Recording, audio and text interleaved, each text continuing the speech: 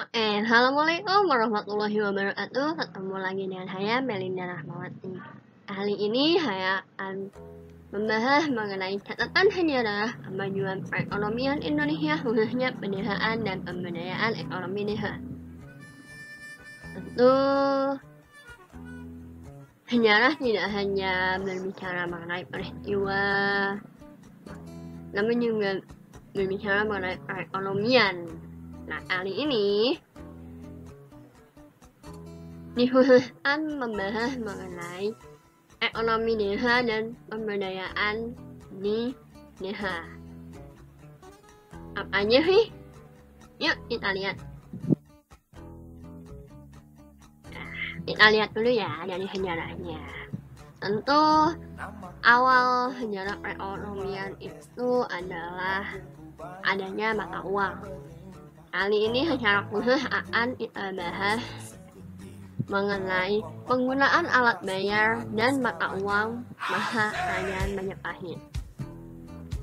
Tentu sebagai salah satu kerajaan terbesar di Nusantara, kerajaan Majapahit memiliki banyak sekali peninggalan, tidak hanya berupa bangunan, budaya, namun juga sejarah perekonomiannya, khususnya pada sejarah numismatik atau mata uang. Lalu kita beranjak mengenai saat Indonesia menjadi negara swasembada barat.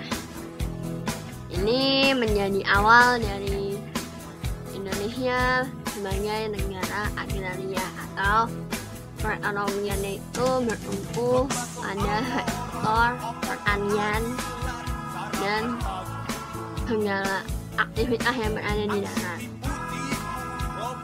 Lalu berlanjut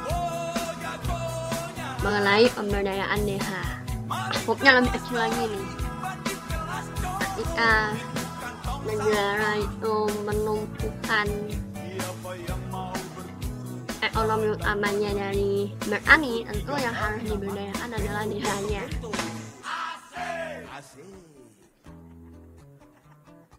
Dan untuk menopang pemberdayaan, dihadirkanlah operasi unit desa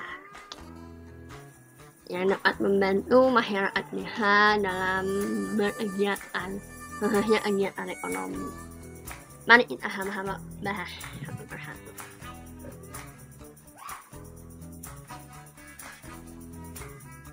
Oke, pertama adalah alat bayar dan mata uang pada masa kerajaan Majapahit. Sudah dikatakan di awal bahwa kerajaan Majapahit sebagai salah satu kerajaan terbesar telah menuliskan sejarahnya tersendiri, khususnya dalam sejarah numismatik, yaitu dengan digunakannya uang logam atau sekarang kita lebih mengenal dengan uang picih atau uang kepeng. Nah, bentuknya tuh biasanya terbuat dari bentuknya itu ada logo kerajaan, dan dia waktu itu belum mengenal nominal.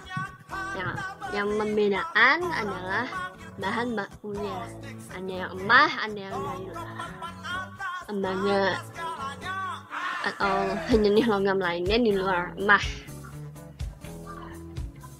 Nah, seiring berjalannya waktu, sejarah numismatiknya berjalan hingga akhirnya seperti uang logam yang sekarang kita lihat.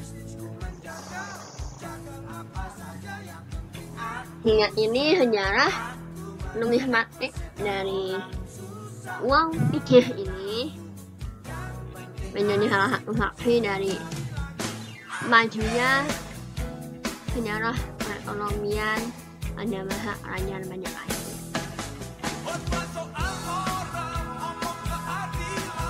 Lanjut pada salah satu catatan sejarah lagi, ini ketika Indonesia menjadi negara swasembada barat.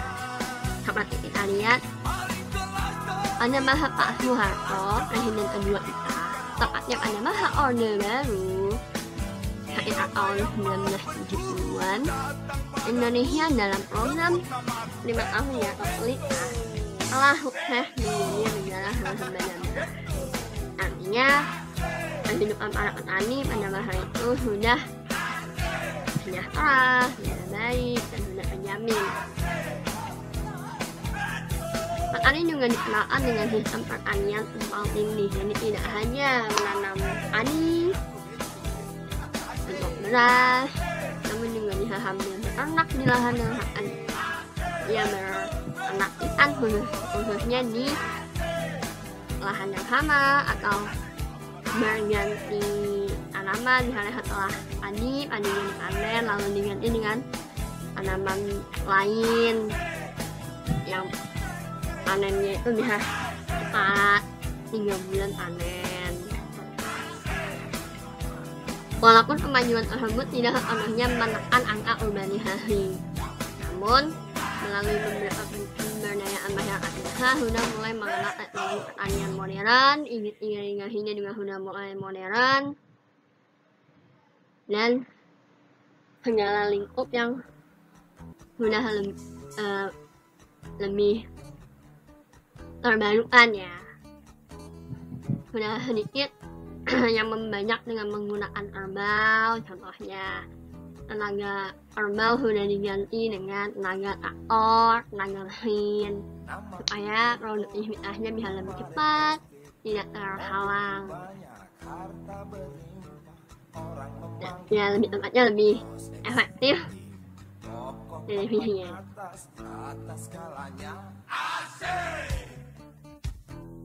Lanjut, setelah Indonesia mencatatkan dirinya dalam sejarah melalui perkembangan menjadi negara beras, artinya desa semakin diberdayakan, semakin diperhatikan. Karena bagaimanapun ketika menjadi negara beras tentu tulang punggungnya berganti dan bertumpu di desa. Pemberdayaan masyarakat merupakan salah satu program pemerintah. Prosesnya pemerintah desa adalah memanfaatkan semua sumber daya yang ada agar dapat berkembang serta dapat membantu proses pembangunan desa. Dari mulai lembaga, dari mulai pemerintahan di desa, bupatinya, kemajuan tenaga kesehatannya, banyak puskesmas, perekonomian yang sudah mulai dibantu tidak hanya dari segi pertanian, namun desanya dicarikan lagi yang unik. Contohnya menjadi lokasi desa wisata, bisa wisata alam, bisa wisata kuliner, pokoknya yang khas dari desa tersebut itu di branding oleh masyarakat desa dan tentu dibantu oleh berbagai pihak, dan kemajuan kegiatan yang ada di desa itu juga didorong kembali. Jadi anak-anak di desa tersebut tidak ketinggalan dengan anak-anak di kota, teknologinya juga sama majunya, dan perekonomiannya juga bisa lebih maju. Terakhir, kita membahas mengenai operasi unit desa. Melalui operasi ini, masyarakat desa atau dusun melakukan aktivitas simpan pinjam, pemasaran, layanan jasa, kegiatan konsumsi maupun produksi hasil usaha. Tujuannya adalah menjamin kebutuhan dan kesejahteraan masyarakat tetap terpenuhi. Kita tidak bisa memungkiri bahwa kadang suka ada yang bermain mencari keuntungan secara pribadi terhadap hasil penjualan produksi masyarakat di desa. Jadi dengan hadirnya operasi ini tentu hal-hal tersebut bisa diminimalisir dan masyarakat desa pun juga jadi memiliki keuntungan yang selayaknya sudah didapatkan. Kesejahteraannya pun juga sudah dapat dijamin. Kebutuhan hidup semakin terpenuhi, bahkan aspek yang lebih luas masyarakat mampu memberdayakan dirinya melalui simpan pinjam, bisa mengupload dulu, membuat branding dulu, hingga nanti namanya hanya dapat dikenal di masyarakat luas. Dan kooperasi ini juga turut membantu masyarakat dalam memutar produksi hasil usaha yang didapat.